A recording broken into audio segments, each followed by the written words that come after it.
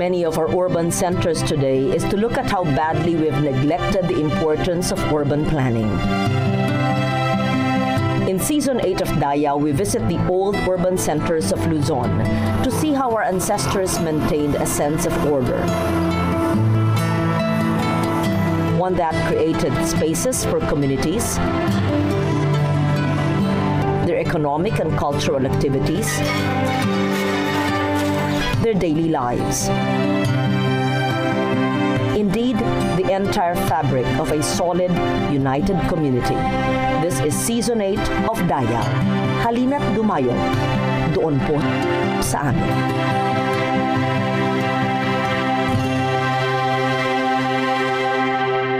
In Season 8 of Dayaw, we take a short breather from our documentation of the indigenous peoples of the Philippines. Instead, we visit the old towns in Manila and the rest of Luzon to see how Spanish colonizers planned the urban centers of a new, economically viable colony.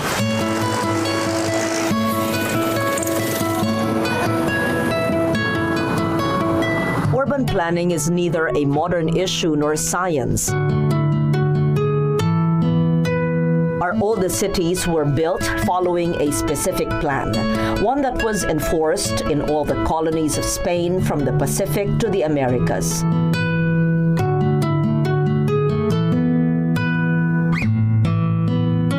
This template was known as the Law of the Indies.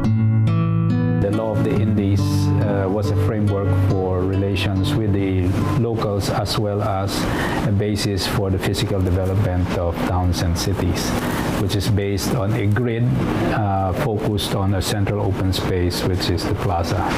The adjustments to these laws happened over several centuries from the 16th to the 17th century. The adjustments made were specific only to the topography of the sites. A lot of the towns and cities in the Americas were in the tropical regions, so it's very similar to the Philippines, although we had more islands.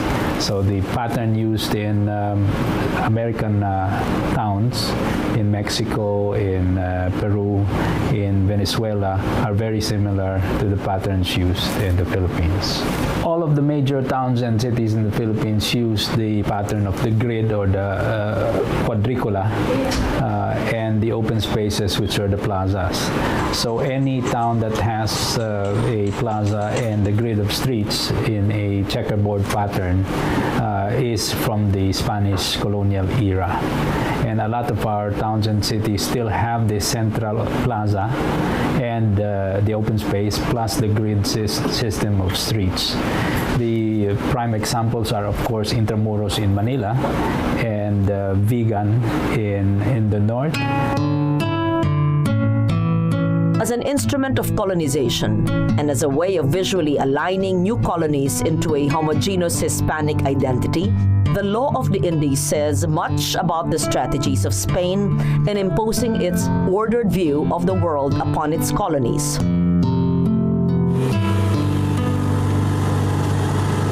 In Old Manila, we see how the colonizers shaped our own native culture and how our forefathers adapted to and survived the culture of the colonizers.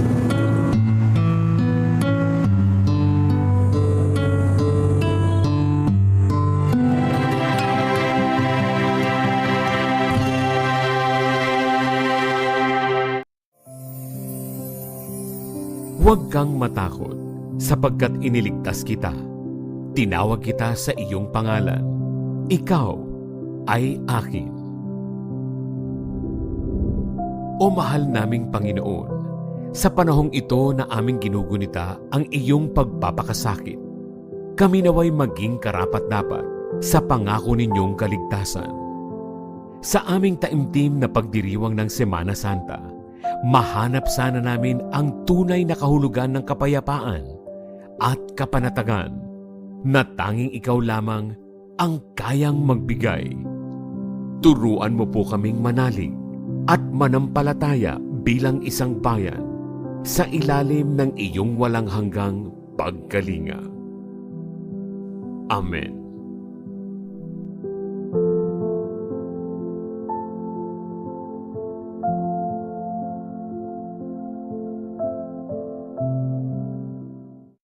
PTV Consumer Watch, bantay presyo sa gasolina.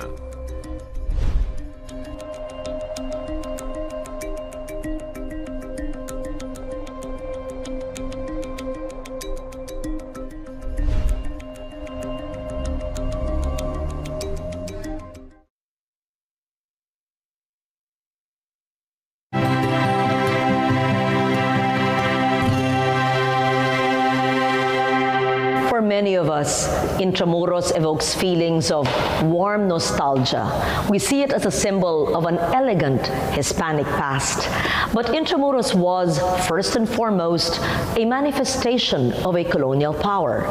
Economics, imperial policies, religion, and even segregation and ghettoism were reflected in the layout of this urban center that was a foremost bastion of Spanish colonial power in the Far East.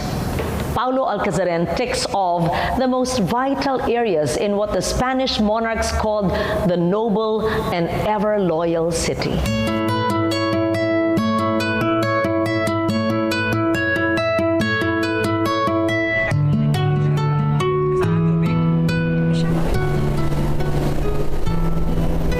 Manila was developed along the banks of the Pasig River and facing the sea, which is Manila Bay.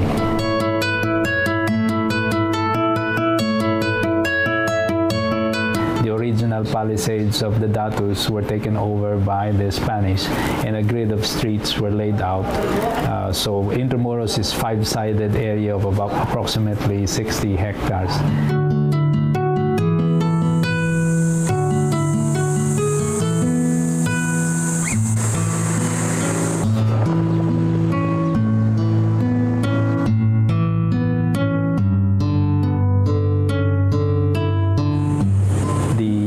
Sides defined a moat.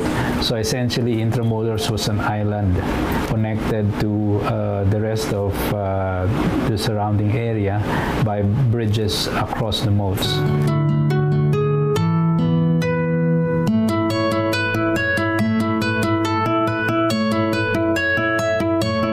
So this is the pattern for Manila, within which a grid of streets, blocks and streets defined the city inside, with two plazas or three plazas: the Plaza Mayor, which is the Civic Plaza,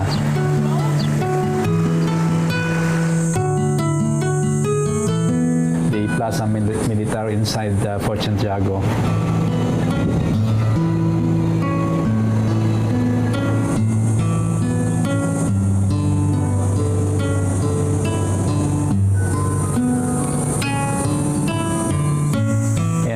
plaza towards the what is now the Parian.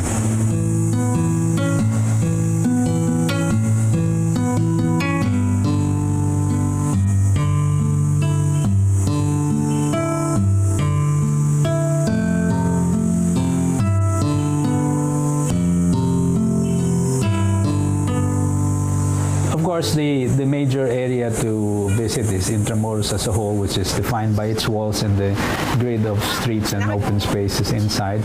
So the wall itself, you can walk around that.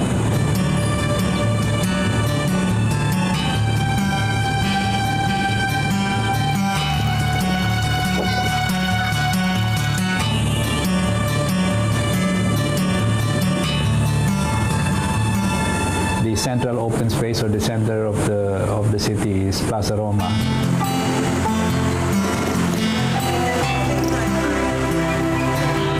which is defined by the Ayuntamiento.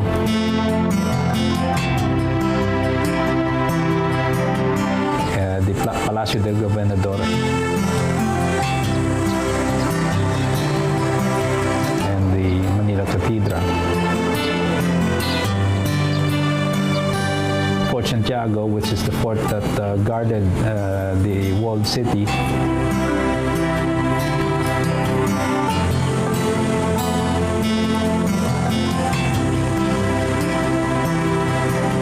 Any of the minor plazas in and around Intramuros itself.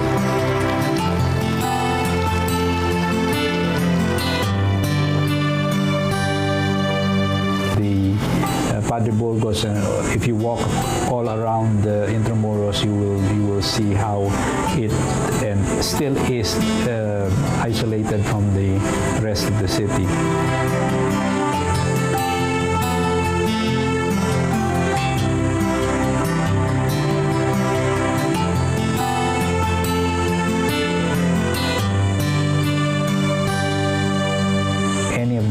Across, well, specifically the Jones Bridge, which replaced the Spanish-era Puente España as a connection from Intramuros to Binondo, which was where the customs house and most of the business was carried out along the two muelles of our banks of the Pasig River.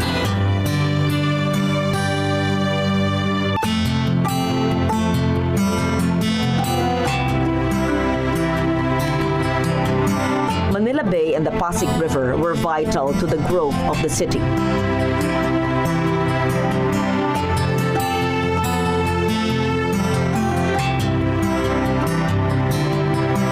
Strangely, as you will hear, the port area was an innovation of the American colonizers and not the Spanish.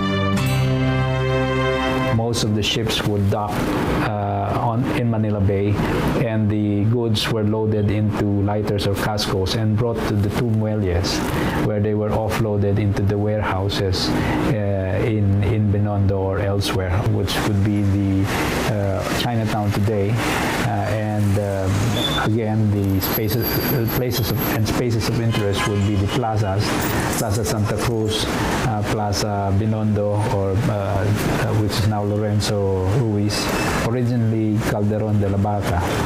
Plaza Goiti was originally the center of Manila until the early 1960s, because Plaza Goiti was the point at which you referred yourself when you went to the center of business and commerce in Manila.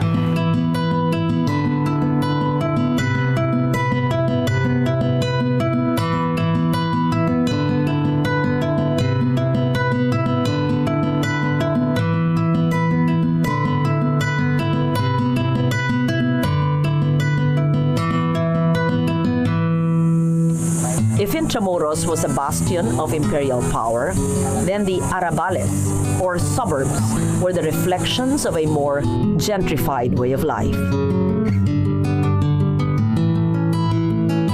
The 5 Arrabales around Manila, which includes Binondo, Santa Cruz, Quiapo, Arroceros, Ermita, and Malate.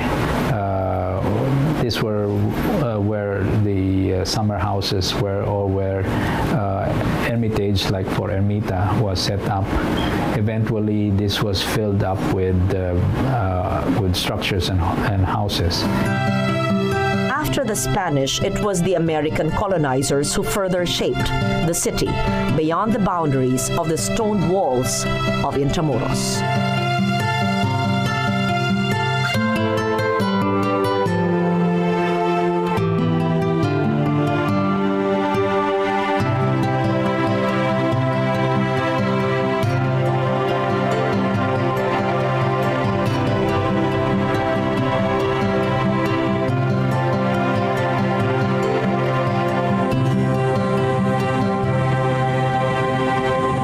When the Americans came in '98 and the ensuing war between the Filipinos and the Americans progressed into the 20th century, Manila was great, and its surrounding towns and cities were greatly affected.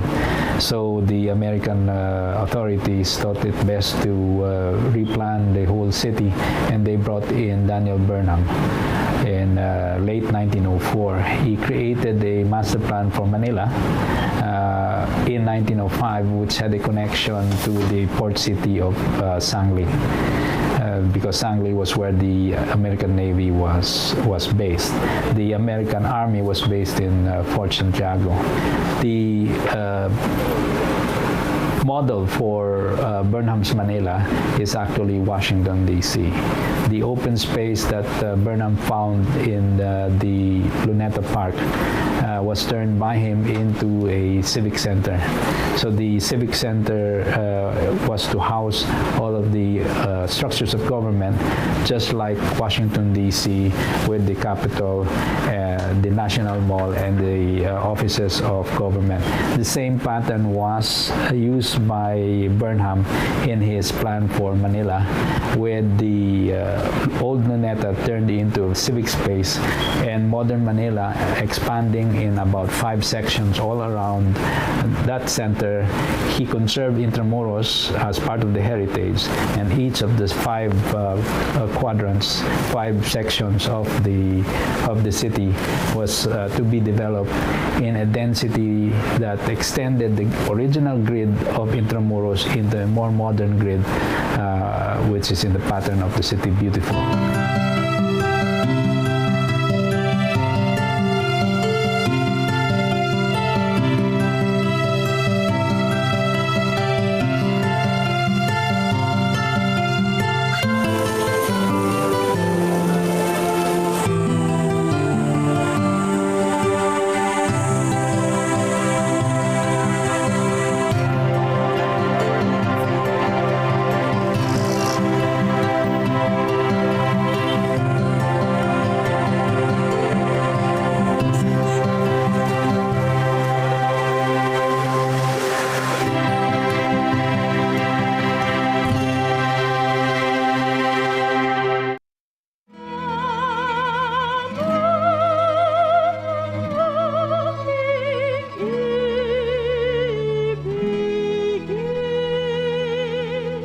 Isang taong pagtatanghal ng kakaibang musika at talento ng Pilipino. The Goldenberg Concert Series presents Anibersaryo. Tampok ang isang natatanging all-women ensemble bilang pagkilala sa buwan ng kababaihan. Kasama sina Aiki Vinculado, Rose Bell Cama, Fatima Akias, Caris Toledo at Sheila Ferrer. The Goldenberg Concert Series.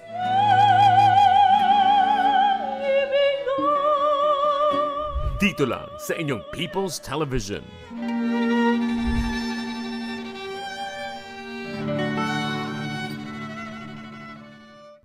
Ating ipagdiwang ang mga pagkaing Pinoy na hindi lamang nagbibigay kabusugan, ngunit nagpapakilala rin ng ating kultura, tradisyon at pagkakakilanlan bilang Filipino. Happy Filipino Food Month mula sa inyong Pambansang TV.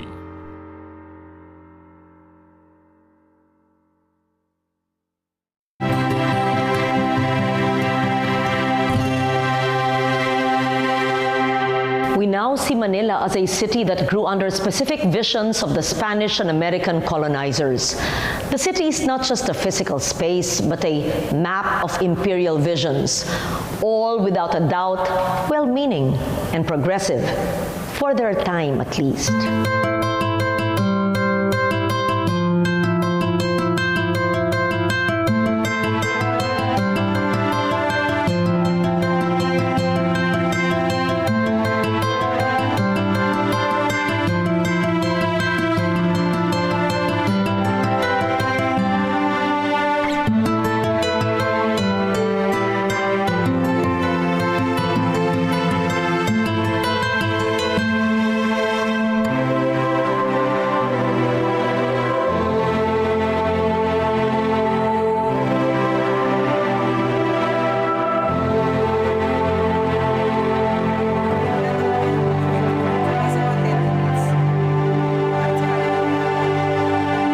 Burnham had projected the city would grow to 800,000 people, and that was the carrying capacity already set over 100 years ago.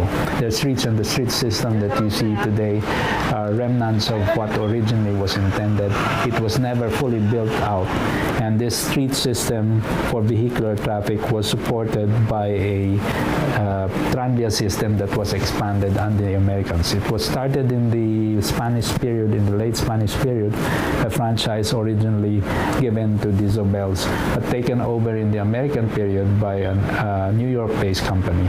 And the Manila Electric Rail and Light Company took over the tramway system, which expanded all the way north to Navotas, all the way east to Pasig, all the way south to Caloocan, in a rail-based tram system that at its peak carried 7 million passengers a year. So Manila was a very walkable and accessible city because of this network, and the expansion of the city was based on this wonderful street and tram system. Unfortunately, not all of the street system was built. They were not able to consolidate enough land and divide it rationally.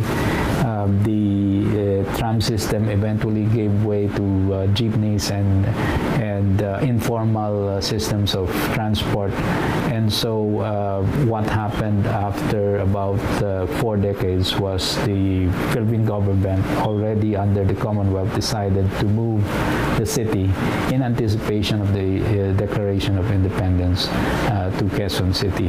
So the Burnham plan was never fully fleshed out. A lot of the network of streets were never fully built. The tram system on which it relied disappeared after the war, and it's only in the 1970s that the light rail system was reintroduced. And this system comes after the fact that Manila had already grown out into Greater Manila and now Metro Manila. And so what is happening is that these master plans, which were never fully built out, can never be brought back. And the master plans that were prepared in the late 30s, 40s, and 50s, about 6 major master plans, at each point were never fully fulfilled. So we are constantly trying to catch up with an ever-expanding city, and unfortunately, we're never successful.